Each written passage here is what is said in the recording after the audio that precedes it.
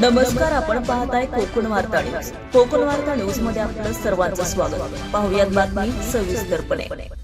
दाभोळ समुद्र किनाऱ्यावर लाटांसोबत वाहून आलेल्या एका डॉल्फिन सदृश्य मासळीला जीवदान देऊन शृंगार तळी येथील शिराज बरमारे यांनी प्राणी मात्राप्रती असलेल्या आपल्या कर्तव्याचं आणि धाडसाचं अनोखं उदाहरण सादर केलंय. ही घटना 25 मार्च 2026 रोजी दाभोळ समुद्र किनारी घडली. शृंगार तळी जानवले मोहल्ला येथील रहिवासी शिराज बरमारे हे आपल्या कुटुंबासह दाभोळ समुद्र किनारी फेरफटका मारण्यासाठी गेले होते. यावेळी त्यांना वाळूवर एक मोठी डॉल्फिन सारखी मासळी पडलेली दिसली.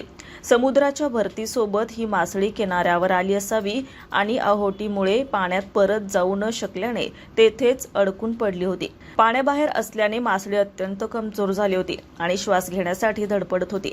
तिला वेळीच मदत मिळाली नसती तर तिचा मृत्यू निश्चित होता. शिराज यांनी त्या डॉल्फिनची अवस्था पाहून तिला वाचवण्याचा निर्णय घेतला. ती मासळी वजनाने मोठी आणि राकट असल्याने तिला पुन्हा पाण्यात ढकलणे सोपे नव्हते. मात्र शिराज यांनी आपल्या पूर्ण ताकदीनिशी तिला ओढत लाटांपर्यंत नेलं. खोल पाण्यात पोहोचताच त्या मासळीने पुन्हा हालचाल सुरू केली आणि काही वेळातच ती समुद्राच्या अथांग डोहात सुखरूप निघून गेली.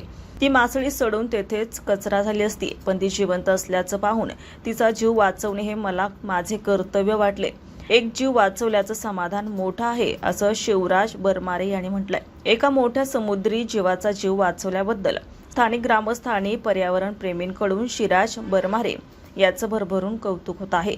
निसर्गाचा समतोल राखण्यासाठी अशा प्रकारची संवेदनशीलता दाखवणे गरजेचं असल्याचं मत स्थानिकांनी व्यक्त केलंय. रियाज ठाकूर, कोकण वार्ता न्यूज, रत्नागिरी. ताज्या बातम्या आणि नवनवीन घडामोडी पाहण्यासाठी आजच आमच्या कोकण वार्ता न्यूज चॅनलला लाईक करा, सबस्क्राईब करा आणि बेल आयकॉन प्रेस करा आणि पाहत रहा कोकण वार्ता न्यूज.